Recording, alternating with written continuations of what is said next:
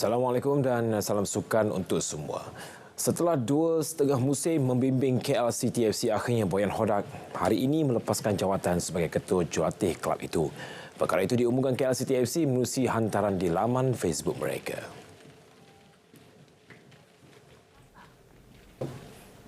Sepanjang membimbing KL City FC, pelbagai pencapaian diraih termasuk beraksi di 3 pentas final berbeza dan merangkul 1 kejuaraan.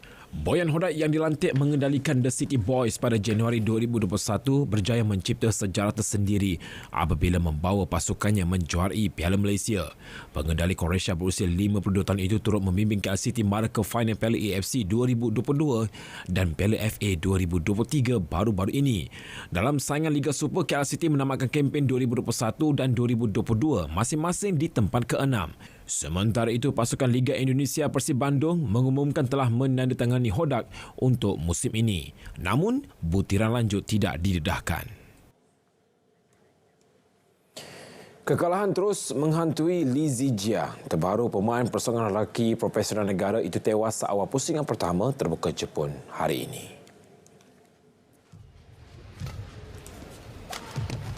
Dalam aksi tersebut, Bilal hanya mampu mengungguli aksi set pertama dengan kemenangan 22-20 menentang lawan dari Jepun, Kenta Nishimoto.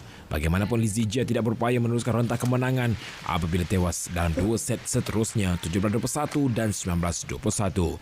Lebih memilukan itu juga adalah kekalahan kali kedua berturut-turut Lee Zijia pada aksi peringkat pertama selepas kembali daripada rehat. Sebelum ini, pemain itu tewas pada aksi terbuka Korea minggu lalu. Dalam pada itu, pemain persaingan negara Eng Ziyong berjaya melangkah ke pusingan kedua selepas mencipta kejutan ke atas bekas juara dunia Loh Kian Yew dari Singapura. Beliau menang dengan putusan 21-16 dan 21-17 sekaligus menempas slot ke pusingan kedua terbuka Jepun.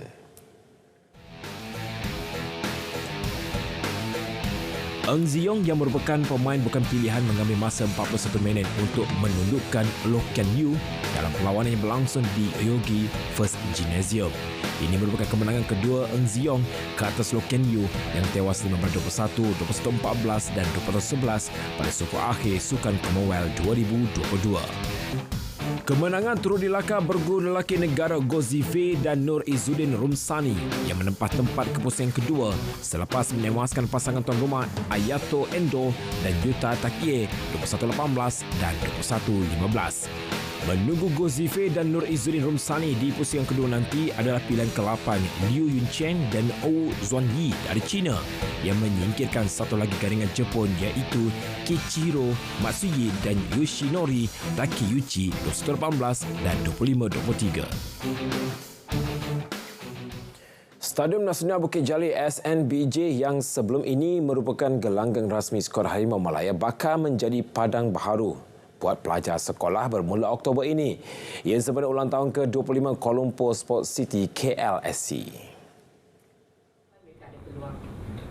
Menteri Belia dan Sukan Hanayo berkata tawaran istimewa oleh Perbadanan Stadium Malaysia PSM itu terbuka kepada semua sekolah menggunakan SNBJ secara percuma bagi tempoh 2 tahun khusus untuk penganjuran Hari Sukan.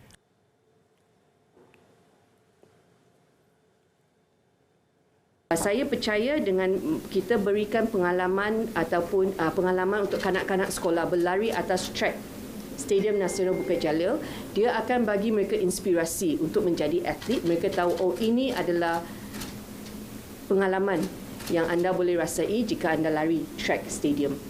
Selain SNBJ, PSM turut memberi tawaran penggunaan secara percuma 2 venue yang lain iaitu Kompleks Sukan Jalan Duta dan Kompleks Sukan Bukit Kiara kepada pihak sekolah.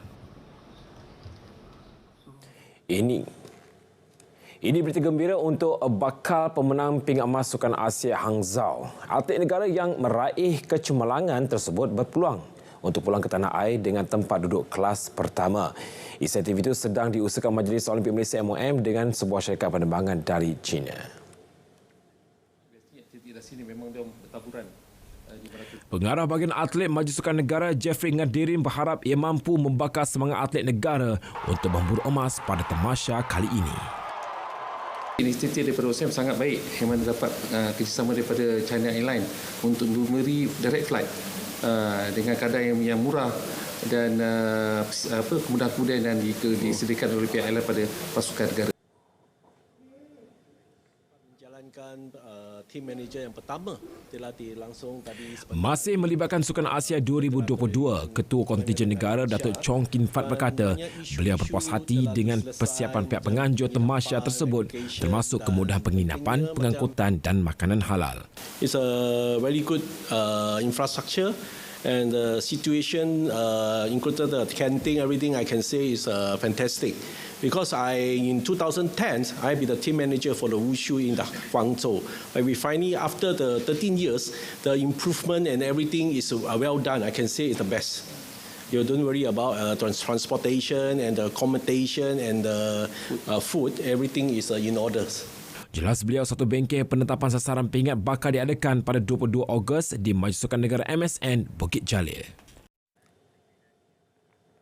Sekian Stadium RTM Hkli dan berita perdana. Saya Nazir Fahmi Syukri, Malaysia Berani, tekad perpaduan penuhi harapan. Assalamualaikum dan salam sukan untuk semua.